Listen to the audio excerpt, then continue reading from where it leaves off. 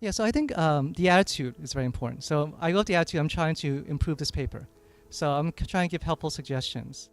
The way that I try to communicate with the authors is as if I'm, mentoring them. So I really try to communicate with authors so that they know I'm there to help them. So I usually begin with a summary of what they were trying to do or what I think they're trying to do, and then a list of big idea suggestions for how they can improve their document. And then I also give like smaller, more detailed editorial feedback, like, on writing. I usually try and open up with what I think is good, an opening paragraph, saying what I think is good, and I usually give a brief summary like that, and I say, however, I think there are 3 important issues that would need to be addressed, and then usually at the end I come back to sort of talk about what I think was good.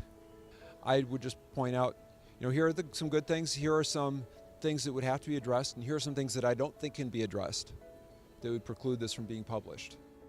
My reviews usually have a sort of general feedback section where I say what sort of large points that I was thinking as I was reading the article. And I think it's important actually that a review be your reaction in some ways. So your first read should be, how are you reacting to this piece? And then later you can go through and get more detailed.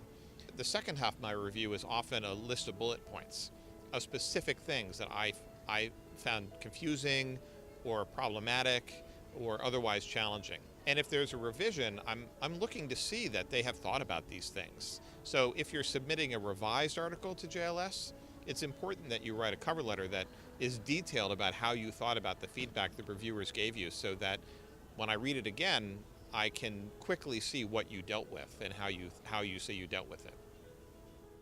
And I know it's hard for people to be rejected. Nobody likes being rejected. I hate being rejected, and so it's not to say like, oh, people shouldn't worry about it, or, don't feel bad if you get rejected.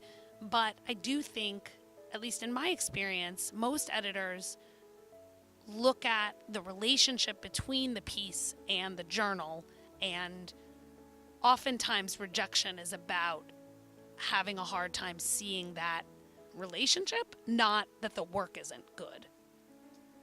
So even if it's not going to be accepted, the author is going to learn something from the experience. It's going to be a positive experience.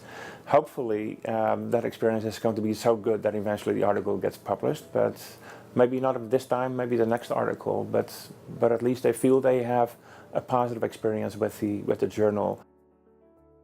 Communicating to an author a reject decision, it's just as important for that to be a learning moment and a community building moment as an accept decision. One of the great compliments that I've seen to a reviewer as the editor of the journal is an author whose paper was not accepted, but who thanks the reviewers for the help that they gave them in figuring out, how do I reposition this piece for publishing in another venue? How can I find the right venue for this work? Or what would it take for me to develop this work to a level that would get into JLS or that would get into some other place?